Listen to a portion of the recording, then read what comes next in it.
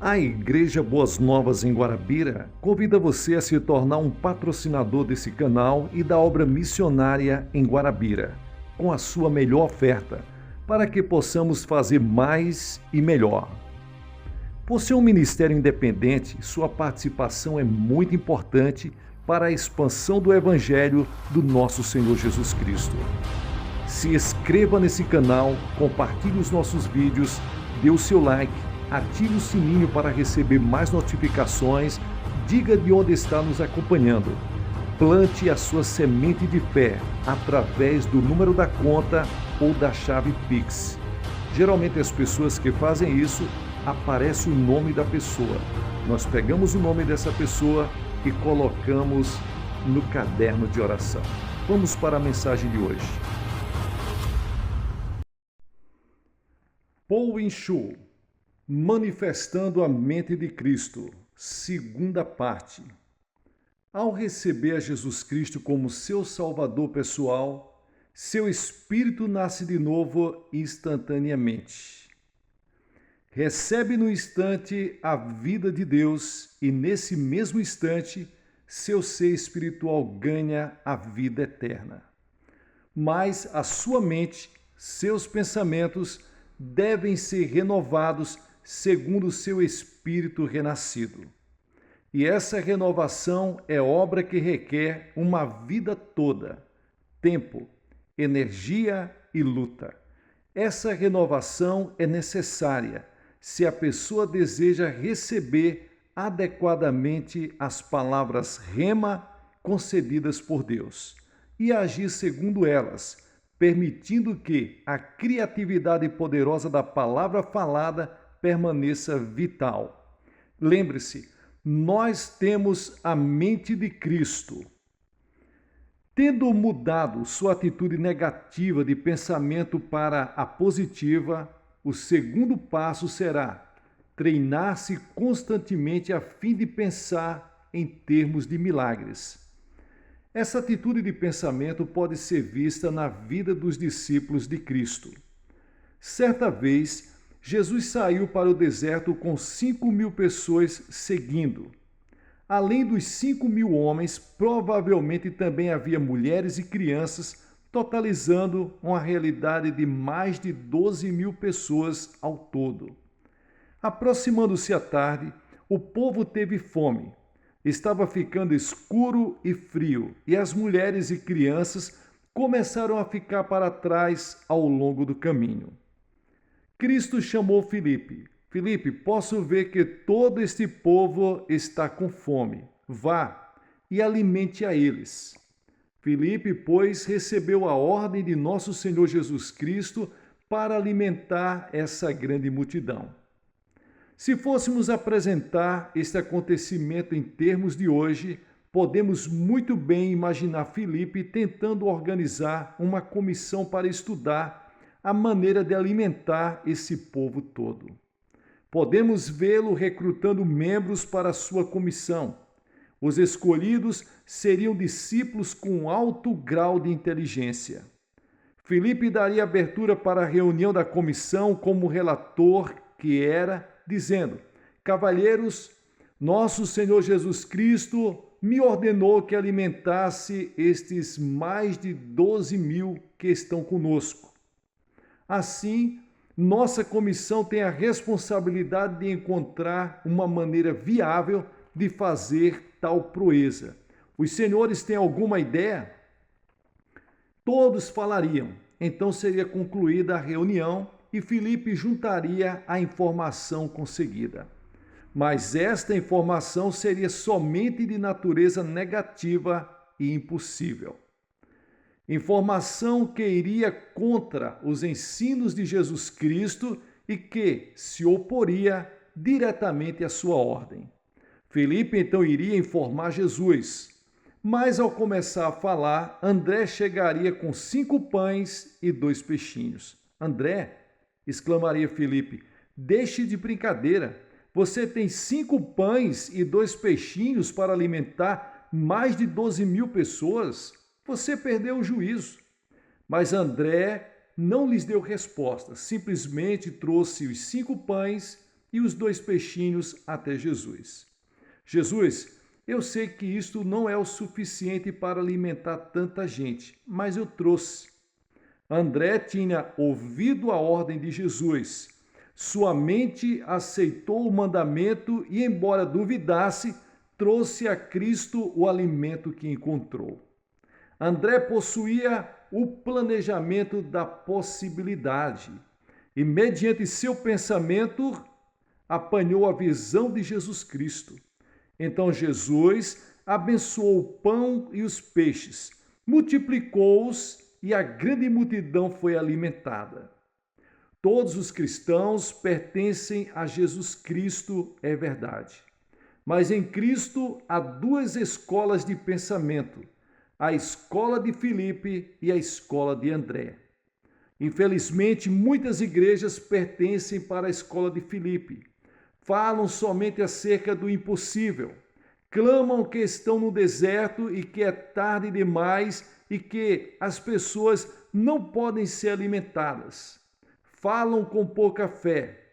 Falam do impossível. A que escola pertence você? Sei que muitos vão para escolas e universidades diferentes, mas a que escola pertence você no que diz respeito para a sua vida de pensamento? Você pertence para a escola de Filipe ou para a escola de André? Quando Deus me falou ao coração em 1969, me dizendo que construísse uma igreja para acomodar 10.000 pessoas sentadas, fiquei apavorado. Em todos os instantes me sentia como Filipe. Conversei com o corpo diaconal e todos pensavam como os discípulos de Filipe. Diziam-me ser impossível. Ao falar novamente com os meus 600 diáconos, descobri que todos eles pensavam da mesma maneira. De modo que eu também me uni à escola de Filipe. Fui a Jesus e lhes disse que não podia construir a igreja. Mas em meu coração Jesus ordenou: não pedi que você conferenciasse com os anciãos e diáconos. Disse-lhe que construísse a igreja. Senhor, respondi, sabes que nada tenho com que construir. Será preciso muito mais dinheiro do que dispomos no presente momento. Então, através do Espírito Santo, Jesus me falou ao coração: o que tem você que podia dar pessoalmente?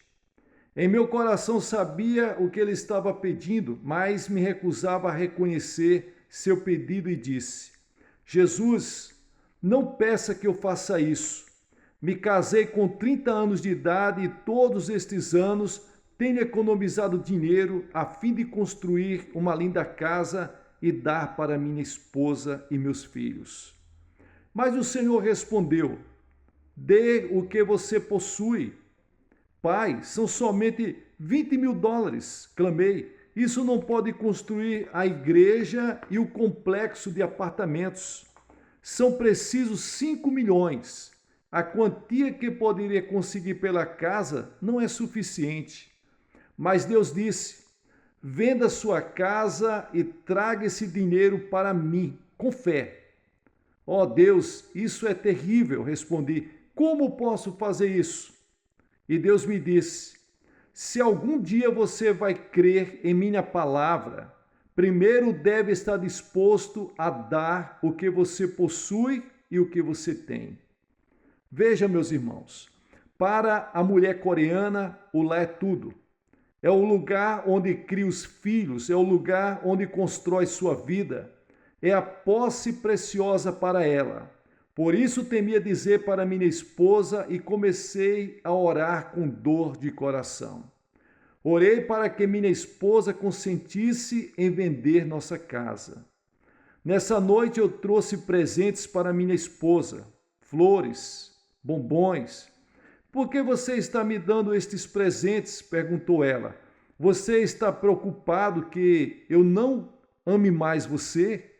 Mas ficou contente e preparou a refeição vespertina alegremente. Oh, louvado seja o Senhor, respondi. Estou tão feliz por tê-la escolhido. Se Deus me pedisse que escolhesse outra garota, ainda escolheria você. A cada dia que passa, você se torna mais linda para mim. Depois de alguns instantes, pensando ter chegado o momento certo, eu disse: querida, tenho um grande problema. Ela olhou para mim preocupada e disse: conte-me. Vamos construir essa enorme igreja com assentos para 10.000 pessoas. Vai custar 5 milhões de dólares e estive orando a esse respeito e o Espírito Santo me falou ao coração dizendo que eu devo conseguir o dinheiro para a construção e que devo começar com o meu próprio lar. Deus deseja que lhes entreguemos 5 pães e 2 peixinhos. E esses 5 pães e esses 2 peixinhos são nossa casa. Minha esposa ficou brava, pálida.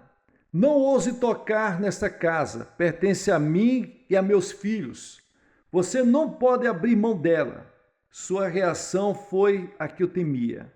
Então, fui ao Senhor em oração. Senhor, fiz o que podia. O Senhor vê o que está acontecendo. O resto é com o Senhor.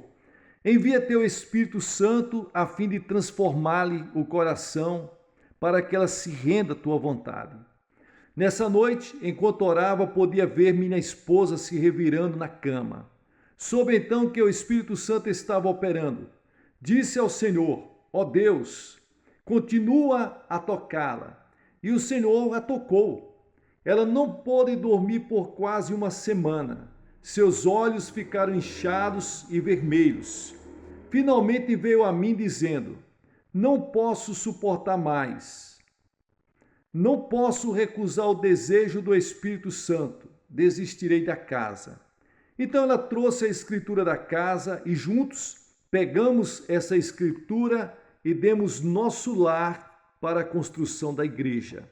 Agimos como André que, embora tivesse somente 5 pães e 2 peixinhos, creu que Jesus podia pegar este pouco de alimento e com ele alimentar toda a multidão.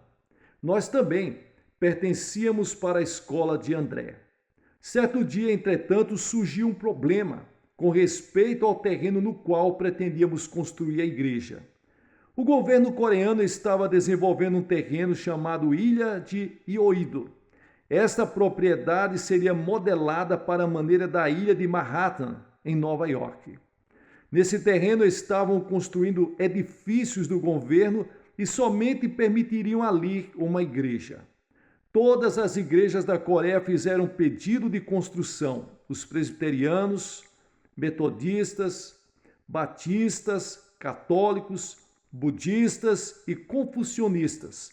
Todos esses pedidos foram examinados e entregues ao Congresso para a decisão final. Eu também fiz um pedido. O encarregado olhou-me e disse: a que denominação pertence o Senhor? Assembleias de Deus, eu disse. O Senhor quer dizer aquela igreja onde gritam louvores a Deus de uma maneira alta e barulhenta e oram pelos doentes e falam em línguas estranhas? Exatamente, respondi. Ele sacudiu com a cabeça. O Senhor sabe que essa igreja vai ficar bem em frente do edifício do Congresso? Essa igreja tem de ter aparência digna e a sua não tem. Não podemos aceitar sua inscrição. Irmãos, eu confesso que fiquei alegre no coração. Contudo, a minha alegria é porque eu daria a desculpa para não construir a igreja. Voltei ao Senhor em oração. Senhor, tu ouvistes o que ele disse. Não ouvistes? Não temos dignidade suficiente para construir aqui. Você pode levar ao Senhor toda a desculpa que puder arranjar, mas o Espírito Santo sempre tem a resposta. O Espírito Santo respondeu dizendo: quando foi que ele disse que pedisse permissão para a construção? Então, não tenho de fazer a inscrição? Perguntei. Meu filho, respondeu ele, você não deve seguir o caminho em que agora trilha. Deve andar em direção oposta. no caminho da oração e da fé. Sendo assim, comecei a jejuar e a orar. Então, em meu espírito, em meu coração, a sabedoria do Espírito Santo disse: vá e descubra quem está a cargo do projeto de desenvolvimento dessa ilha. Fui e logo descobri que o vice-prefeito estava a cargo do desenvolvimento daquela área toda. Comecei a indagar de sua vida pessoal e familiar. Descobri que a mãe dele era membro da igreja presbiteriana. Portanto, fui visitá-la, orei com ela e ela recebeu o batismo no Espírito Santo. Então, começou a assistir para a minha igreja. Na Coreia, a sogra tem muito poder e autoridade sobre a nora. Disse a esta senhora que trouxesse a nora para a sua igreja, dizendo-lhe: sua nora tem de ser salva. Assim, ela orou e eu também orei. Ela trouxe a mulher do filho para a igreja. Depois de ouvir o sermão, entregou o coração a Cristo e foi cheia com o Espírito Santo. Então comecei a trabalhar por intermédio delas, pensando comigo mesmo: se conseguir a esposa, se conseguir a mãe, posso conseguir também trazer esse homem. Então cheguei para ela e disse: você tem de trazer seu marido para a igreja. Mas ele é ocupado demais, respondeu ela. Você não quer que ele vá para o inferno, não é mesmo? Perguntei com severidade. Portanto, traga-o para a igreja. Quando afinal ela o trouxe para a igreja, preguei uma mensagem poderosa. Embora não olhasse diretamente para o rosto dele, estava em verdade pregando para ele. E miraculosamente ele entregou o coração para o Senhor. No domingo seguinte, ele entrou em meu escritório. Pastor, o senhor sabe que estou encarregado do desenvolvimento da ilha de Iorido? Estamos dando permissão para que uma igreja coreana construa seu templo ali. Gostaria que levasse nossa igreja para lá. Eu queria gritar, mas o Espírito Santo não me permitiu. Às vezes, o Espírito Santo opera de um modo muito misterioso. O Espírito Santo deu-me a impressão que eu devia dizer não, mas eu argumentei com o Espírito Santo: Senhor, o Senhor vê que eu batalhei duro para chegar até esse momento. Embora meu coração clamasse para dizer sim, eu respondi: não, Senhor vice-prefeito. Para levar esta igreja seria preciso uma soma exagerada de dinheiro e teríamos de comprar pelo menos 3 ou 4 hectares de terra. Isso custaria mais de 5 milhões de dólares. Acho impossível. Para piorar as coisas, nossa igreja é considerada uma igreja pentecostal, não digna, e eles nem mesmo aceitariam minha inscrição. Ele sorriu e disse: acho que tem um jeito. Ore durante uma semana e depois voltarei. Dê-me a resposta depois de uma semana, para que eu me desencuba do assunto rapidamente. Orei durante uma semana e na semana seguinte ele voltou ao meu escritório. Pastor, se o Senhor tomar a decisão de levar a igreja para lá, farei todos os arranjos para que tenhamos o melhor local. Também cuidarei de todos os papéis e as despesas ficarão por conta de meu escritório. Enviarei meu representante ao Congresso, a fim de conseguir todos os acordos necessários e farei todo o trabalho burocrático. Farei tudo isso pelo Senhor Jesus. Garanto-lhes que conseguirei o terreno. Mais que isso, farei todos os arranjos para que a igreja compre o terreno a crédito. Então, o Espírito Santo disse ao meu coração: grite. Senhor vice-prefeito, disse eu aceito. Deus me impediu de dizer sim por uma semana. E como resultado, não somente conseguimos o terreno de um modo miraculoso, mas também não tivemos de preparar toda a papelada. Então fui assinar o contrato com uma construtora. Logo depois lançaram os alicerces e começaram a construção da igreja e do complexo de apartamentos. Esse vice-prefeito agora é um dos anciãos de minha igreja. De maneira similar, sua fé poderá ser testada. Se você tem um projeto pequeno, será testada de um modo pequeno. Se tiver um projeto grande, será testada de uma maneira grande. Jamais pense que sua fé sempre irá plantar um jardim de rosas. Você passará por turbulência, mediante a qual Deus vai provar a sua fé. Até este ponto da construção da igreja, eu ainda pertencia para a escola de André e com grande fé orava por cada problema que ia surgindo. Mas então o dólar foi desvalorizado e o construtor rescindiu o contrato dizendo que precisava aumentar o preço da construção do prédio da igreja. Chegou a crise do petróleo e todos os bancos fecharam as portas para mim. Meu povo começou a perder os empregos e o orçamento da igreja mal dava para pagar os juros dos empréstimos. Não somente não podia pagar os que trabalhavam na igreja, mas eu também não recebia meu salário. Então, a companhia tentou me processar porque eu não podia pagar o aumento necessário. E as contas começaram a chegar uma após a outra. Conta de luz, conta de esgoto, conta de construção. Contas estavam se empilhando sobre a minha escrivaninha, mas eu não tinha o dinheiro com que pagá-las. Não tinha dinheiro nem para contratar um advogado. Os construtores começaram a desistir porque não podia pagar-lhes o salário. Ninguém quer ficar num barco que se afunda, e eu me afundava rapidamente.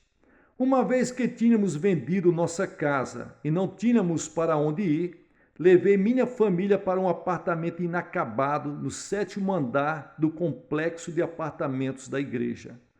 Não tínhamos água encanada nem aquecimento e estava fazendo muito frio. Todas as noites eu ia para o apartamento vazio e todas as noites tremíamos de frio. Não tínhamos alimento e tudo parecia tão escuro. Estava chegando ao fundo, logo me tornando um discípulo de Filipe. Disse a mim mesmo: sim, cometi um erro. Eu nunca devia ter acreditado em Deus dessa maneira. Devia ter pensado com um padrão tradicional. Eu não devia ter começado a andar sobre as águas. A coisa toda a respeito da fé é falsa. Todas as vozes que ouvi em minha vida de oração devem ter sido vozes da própria consciência e não do Espírito Santo. Sim, eu errei. Eu cometi um erro. Comecei a ter comiseração de mim mesmo. As pessoas começaram a deixar minha igreja. Todos os relatórios eram negativos. Minha família até mesmo começou a ter dúvidas a meu respeito. Tudo parecia impossível. Eu estava cansado e com fome. É isso aí, disse eu, é o fim. Esta é a assim chamada vida da fé. Vou pôr fim à minha vida, continuei, vou morrer. Mas não desejo ir para o inferno. Tenho trabalhado para ti, Senhor, todos estes anos, e pelo menos devia receber alguma coisa em troca. Se o inferno for pior do que isso, por que deveria ir para lá? Não posso viver num mundo como este. Por favor, Deus, aceite minha alma e me envie para o céu. O impacto da oração foi mais poderoso do que eu pensava. E enquanto orava, ouvi uma voz que dizia: você é um covarde. Deseja matar a si mesmo e tornar-se objeto de escárnio para meu povo. Você vai permanecer covarde. Ou você é um homem de fé? Sim, você vai permanecer como um covarde ou como um homem de fé? Eu admiti, eu sou um covarde. Novamente a voz falou: não somente você irá para o inferno, mas também levará consigo muitos de seus membros que confiam em você, que se espelham em você. Você tomou dinheiro emprestado de alguns dos anciãos e de alguns membros. Lembre-se dos milhares de dólares que tomou emprestado das preciosas irmãs da igreja. Todos eles confiaram em você. Agora você quer se matar, cometer suicídio? Você causará uma reação em cadeia. Por causa de sua covardia, muitos perderão a fé, terão lares desfeitos e alguns também cometerão suicídio. Que repercussão você fará sentir no mundo cristão? Essas palavras derramaram-se em meu coração. Caí de joelhos chorando. Ó Deus, então o que é que eu posso fazer? Por que não me deixas morrer? E Deus respondeu: você não pode morrer, pois precisa perseverar. Precisa ver todas as dívidas pagas. Todas as dívidas do povo devem ser saldadas. Levantei-me, deixei o 7º andar e fui para o meu escritório. Ajoelhei-me, clamando e chorando. As novas de minha condição desesperada começaram a espalhar-se por entre o povo. Subitamente, experimentaram o reavivamento da fé, inclusive os que tinham saído da igreja. Salvemos nosso pastor, clamaram. Salvemos o nosso pastor, salvemos o homem de Deus. Assim, teve início um grande movimento chamado Salvemos Nosso Pastor. Era um inverno muito frio e não tínhamos aquecimento. Mas as pessoas começaram a lotar aos milhares o primeiro andar da igreja inacabada. Milhares também oravam e jejuavam muitos dias em seguida. Clamavam e oravam: salvem o homem de Deus, salvemos nosso pastor. Então Deus começou a mover-se.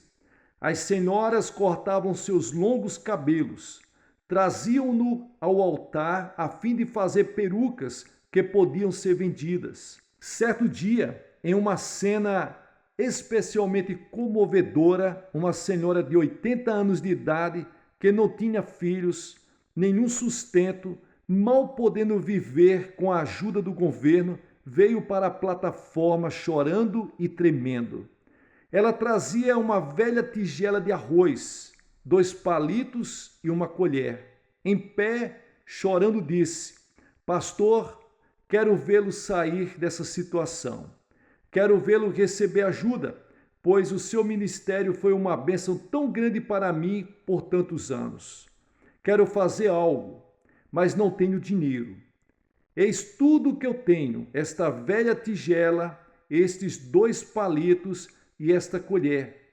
Desejo dar tudo para o serviço do Senhor. Posso usar papelão como prato e posso comer com as mãos. Meu coração foi despedaçado, meus irmãos. E eu disse: senhora, não posso aceitar essa oferta. É tudo o que a senhora tem. A senhora precisa desses utensílios a fim de tomar suas refeições. Não os posso aceitar. Ela começou a chorar, dizendo: será que Deus não aceitaria este presente de uma velha que está perto de morrer? Será que ele não aceitaria, pastor? Será que isso não poderá ajudá-lo muito? Mas desejo dar algo para o irmão. Subitamente, o industrial levantou-se e disse: pastor, quero comprar esses objetos. Ele pagou quase $30.000 pela tigela velha, 2 palitos e uma colher. Isso acendeu o fogo. As pessoas começavam a vender suas casas espaçosas e a mudar para apartamentos pequenos. Houve jovens casais que deram todo o salário de 1 ano para a igreja, decidindo a viver pela fé. Essa grande e grandiosa movimentação deu resultados. Logo o dinheiro começou a chegar e eu pude pagar os juros do empréstimo. Os bancos começaram a abrir as portas para mim. O que é mais espantoso, Em menos de um ano, tudo começou a se encaixar nos seus devidos lugares. Paguei todas as dívidas e ficamos livres até 1973. Não somente pude pagar o juro, mas também consegui os 5 milhões de dólares para terminar a construção da igreja e do complexo de apartamentos. E Deus novamente provou que a escola de André é melhor, que pensar em termos de milagres é ter o pensamento que Deus deseja que tenhamos. Muita gente pensa que, quando temos fé, tudo vai fluir facilmente e encontraremos poucos problemas. Mas é importante lembrar que tal não acontece. Veja Abraão. Ele tinha fé, mas suportou tribulações por 25 anos. Jacó sofreu agruras por 20 anos, José por 13 e Moisés por 40. Os discípulos de Cristo passaram por tribulações e tentações toda a sua vida. Não se deixe desanimar depois de passar por algumas semanas de dificuldades ou alguns meses de tribulação. Não deixe cair as mãos em derrota, clamando: ó Deus, onde estás? Deus está sempre presente, sempre testando. Às vezes Deus deseja fortalecer e fortificar-lhes a medula. E às vezes, enquanto está sendo fortalecido, quase que pode ouvir os ossos estalando. Mas, se firmar-se na palavra de Deus e tiver fé, então Deus jamais o desapontará. A fim de ilustrar este ponto, contarei outra de minhas experiências. Certa vez, assinei um cheque de 50 mil dólares com data adiantada. O cheque devia ser pago no dia 30 de dezembro. Comecei a buscar fundos de todas as fontes possíveis, mas não consegui nem um centavo. Se eu não depositasse esse dinheiro no banco na data certa, os jornais iam dizer que o pastor da maior igreja evangélica da Coreia havia passado um cheque sem fundos.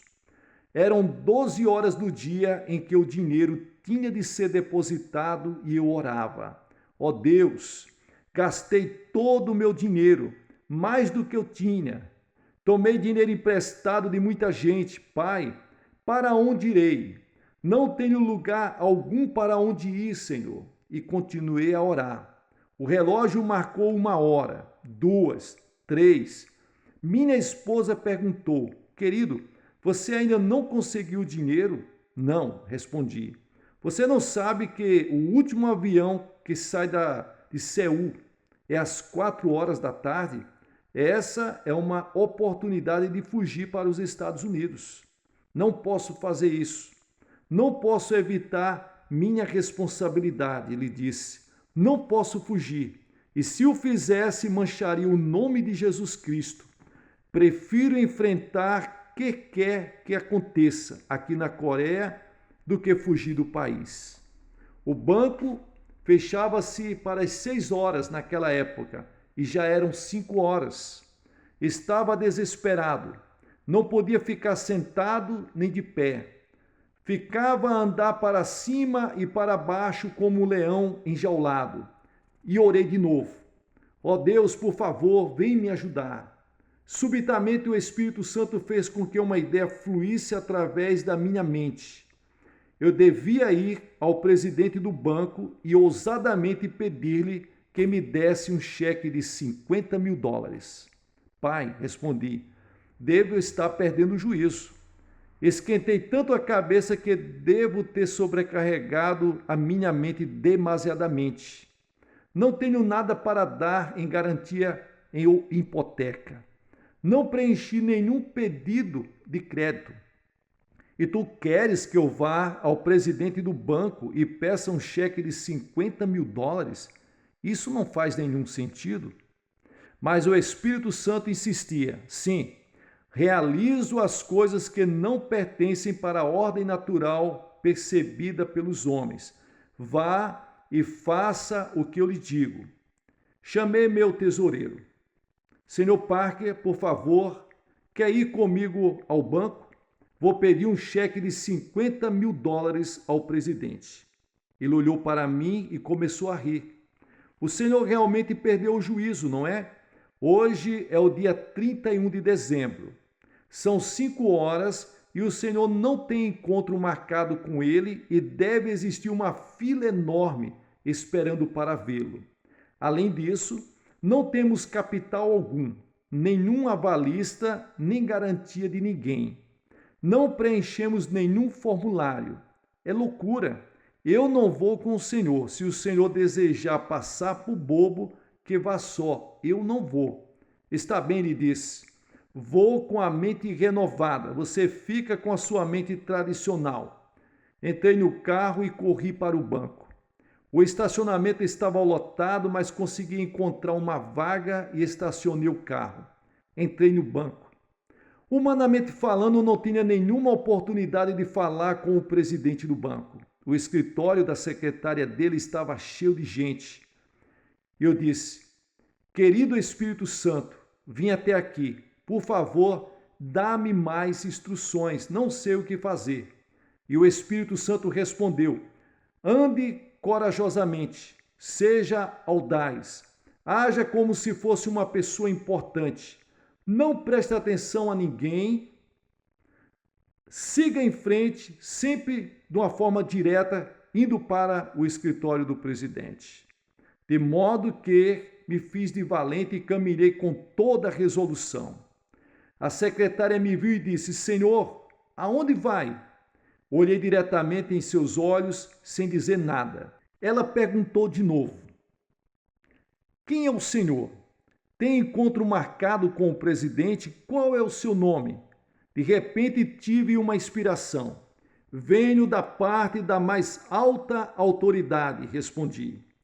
Eu queria dizer que vinha da parte de Deus, mas ela entendeu que eu vinha da parte do presidente da Coreia, porque na Coreia o presidente é chamado de a mais alta autoridade. Pensando que eu fosse um emissário especial do presidente, ela mudou de atitude. Tornou-se toda amabilidade e me disse: de parte da mais alta autoridade, então pode entrar. Dirigindo-se para as pessoas que estavam esperando, disse: deixem esse senhor passar. Ela mesma me levou para a frente de todos os outros até o escritório do presidente. Ao transpor a porta, orei de novo. Querido Espírito Santo, cheguei até aqui. Agora o que devo fazer? O Espírito do Senhor veio sobre mim, assim como tinha vindo sobre outros homens de fé, e me senti forte e audaz. O Espírito continuava a repetir: você é um filho do rei, uma pessoa importante. Continue a agir como o grande personagem que é. Assim, entrei ousadamente, sentei-me no sofá e cruzei as pernas. O presidente do banco entrou, veio para mim com a mão estendida, perguntando sorridentemente: que tipo de negócios tem o senhor? Com que propósito veio? Será que eu o conheço? Não respondi a estas perguntas, mas disse: Senhor, vim aqui com um projeto tremendo e vou lhes fazer um grande favor. Um favor? Perguntou ele estranhando. Sim, se o senhor me fizer um pequeno favor, posso trazer-lhes 10.000 contas novas para o princípio do ano, disse-lhe. 10.000 contas novas? Exclamou ele. Apanhe o telefone e peça informações a meu respeito. Sou o Dr. Yoon Cho, pastor da maior igreja evangélica da Coreia. Nossa igreja possui mais de 10.000 membros e tenho grande autoridade sobre todos estes cristãos. Posso fazer com que todos eles transfiram suas contas para o seu banco no ano que vem. Far-lhe-ei este tremendo favor se o Senhor me fizer um pequeno. Ele chamou a secretária e pediu que fizesse as averiguações necessárias. Quando todos os dados foram confirmados, o presidente dirigiu-se a mim dizendo: qual o favor que posso lhe prestar? Dê-me um cheque de $50.000, disse. Não tenho tempo de preencher todos os papéis, mas o senhor é um homem de negócios e eu estou no negócio do rei. Muitas vezes o homem de negócios assume um grande compromisso sem nada, guiado somente por sua fé e confiança de que tudo sairá bem. Quando se trata de pequenos negócios, temos de usar assinaturas e papeladas. Mas quando se trata de grandes negócios, passamos por cima dessas coisinhas e confiamos que o negócio seja coroado de êxito. Se o Senhor for um grande homem de negócios, e creio que o seja, então fará isso por mim. O presidente chamou o vice-presidente que disse: o senhor não pode fazer isso. Estará colocando o pescoço na guilhotina. Não são simplesmente $5.000, são $50.000. Ele não tem garantia nem avalista. O senhor não pode fazer isso. Se o senhor não fizer, interrompi, então tenho outros lugares aonde ir. Eu podia fazer esse favor a outro banco. O homem assentou-se, sacudindo a cabeça, então disse: Senhor, tenho um sentimento estranho. Nunca senti esse tipo de emoção antes. Confio no Senhor. Se não confiasse tanto no Senhor, jamais faria isto. Mas gosto de sua ousadia e de sua fé. Ao assinar este cheque, estarei colocando toda a minha carreira e vida em suas mãos. E esta será a primeira e última vez que eu farei. Mas desta vez exporei o meu pescoço.